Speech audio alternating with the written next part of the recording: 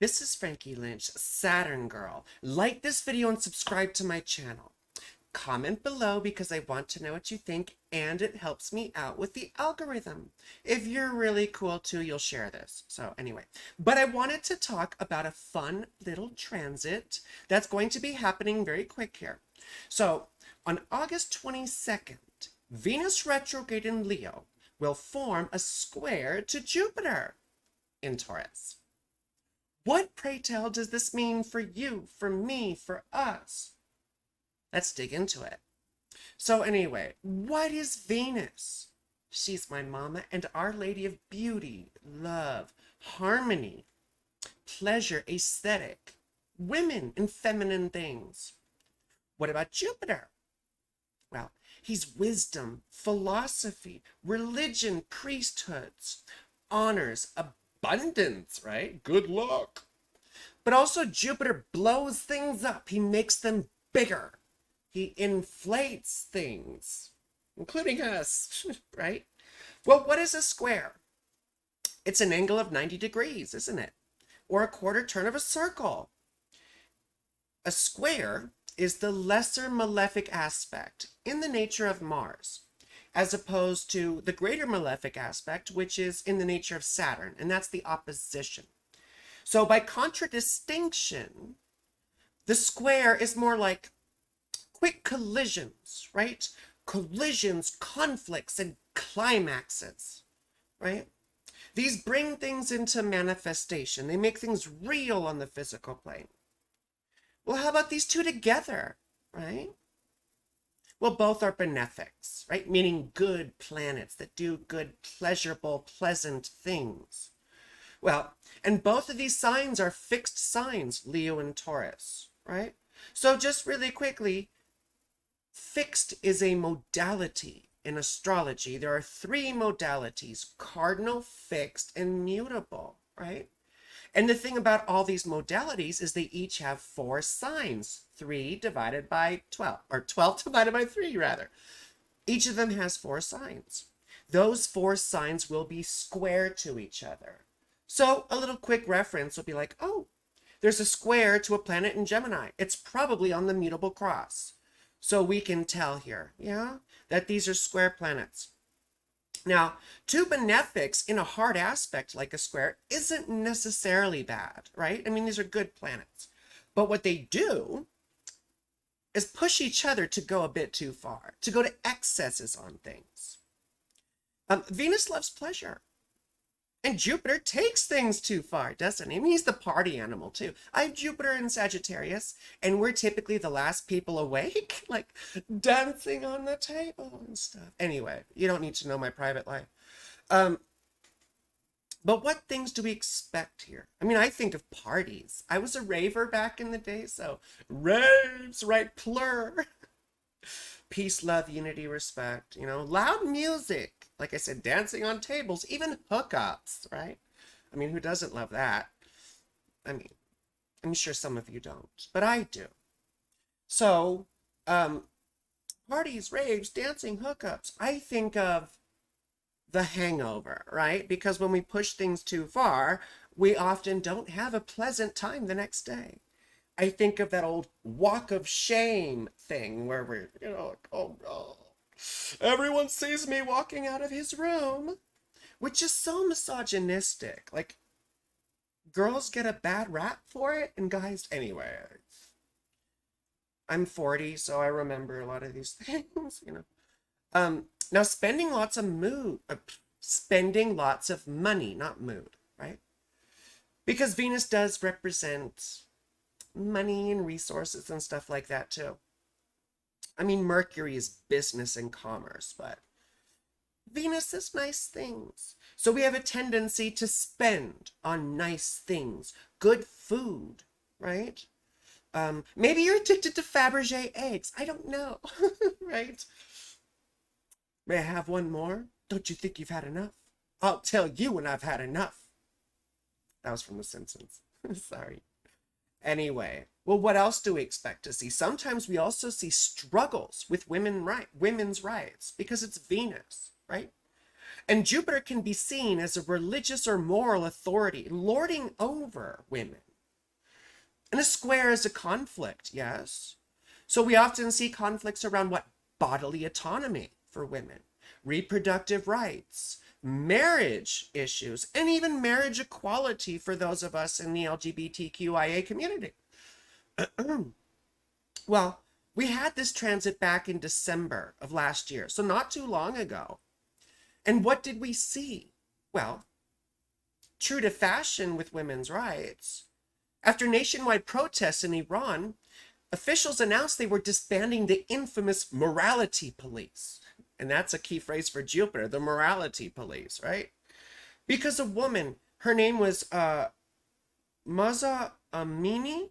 I hope I'm saying that correctly. Mahsa Amini. Beautiful young lady passed in custody for not wearing her hijab properly. And as I said, protest erupted.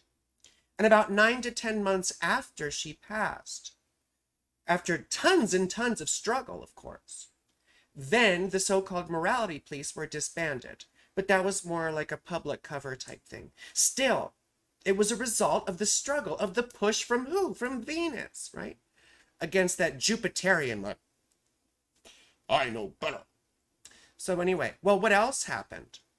We can see it go the opposite way too. Around the same time, Indonesia made it illegal to have sex outside of marriage, even for tourists who were just visiting. I don't know how they were going to police that. I'm loath to think of how, but, you know, think of how, and typically those sorts of laws are more restrictive to women because we live, like James Brown said, it's a man's world, right? And so those laws disproportionately usually hurt women, unfortunately. So now, a week later from that, U.S. President Joe Biden signs the Defense of Marriage Act. That mandated federal recognition for same-sex marriages, didn't it? That upsets lots of people because they don't want to accept human rights or even some humans as even human, right? So this was a big gain, and this too is Venusian. And it's also sort of, with Venus retrograde, we often see advancements in trans rights as well. So hopefully we see more, and we have seen some, but we've gone into that in a different video. So now, what else is happening too? Well, in each of these cases, we see Jupiter being the moral police, right? And then Venus challenging him. Like right now, there's a big struggle over the moral police in the United States, which right now is the Fifth Circuit Court of Appeals, putting more restrictions on the abortion drug mifepristone, which is still available, but it's, you know, you have to jump through hoops oftentimes to get it. So the media are forecasting a Supreme Court showdown over this. So we'll see what happens. The court right now is not the friendliest, is it? Well, what about some famous people with this aspect so we can get a sense of it? Maybe you have it. I don't know. Tell us in the comments how you experience it. But number one, Ronda Rousey, or Rousey, I hope I'm pronouncing that correctly. You might remember her as the famous MMA mixed martial arts fighter who gained notoriety through UFC, Ultimate Fighting Championship. She challenged conventional ideas of femininity, didn't she? Because she's a badass.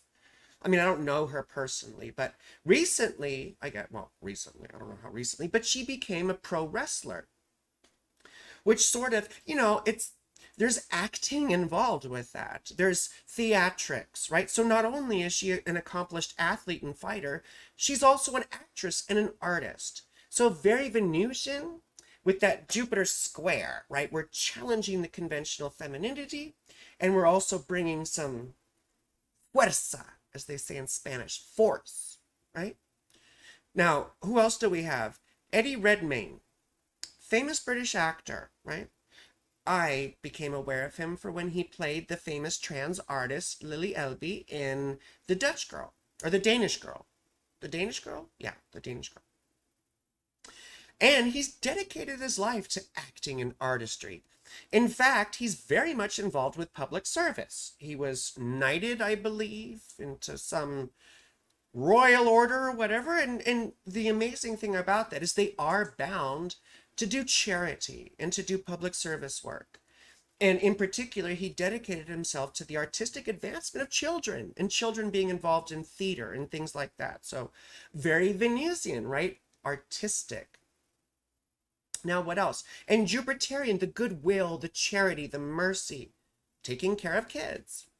Now, Amy Schumer, to me, this is such a great one of Venus square Jupiter because she totally challenges conventional femininity and the idea of women being, quiet, subservient, and proper, and this is what a lady does. Like, that's not a lady, and all this sort of thing. She's very open about sex. She could be pretty crude, but it's hilarious. There was a video of her, like, that resurfaced where she's appearing on, I think it was Fox News with Steven Crowder, another, person. And he was making comments about being a comedian. And she's like, yo, I like to ride bikes and fish, but I don't go around introducing myself as a fisherman, or a bike rider because, I'm not that good at those things. Sort of implying that Steven Crowder wasn't a very good comedian. So she's got these good zingers, and she definitely doesn't let herself be controlled, right? She jokes about promiscuity. And Jupiter square Venus can be quite promiscuous, can't it? Well, excuse me, what does this mean for you? Let's get to that, shouldn't we? Well, first, watch going to excess, as I said earlier. You may want to spend a lot, to eat a lot, to make love a lot, right? Or all of the above, more than normal. Remember the hangover thing?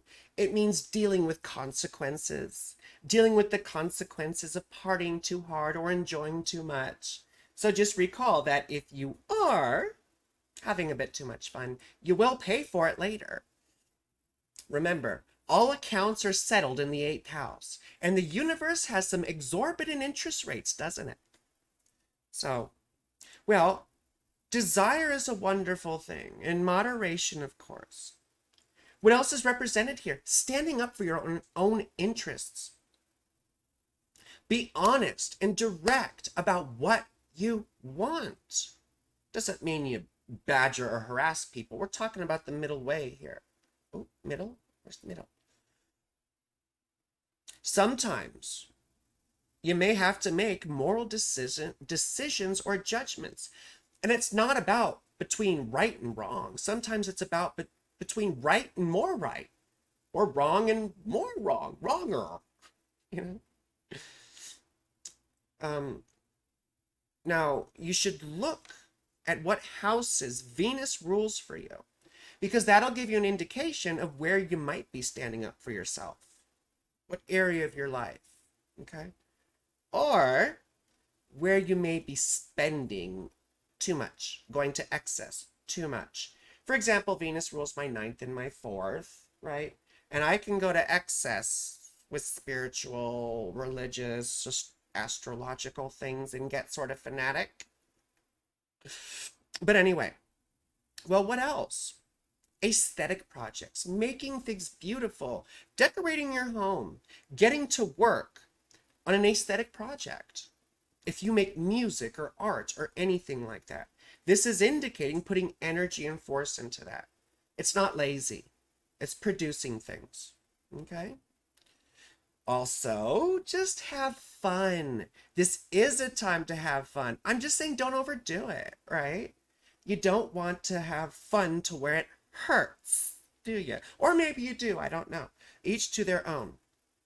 But anyway, thank you for watching till the end.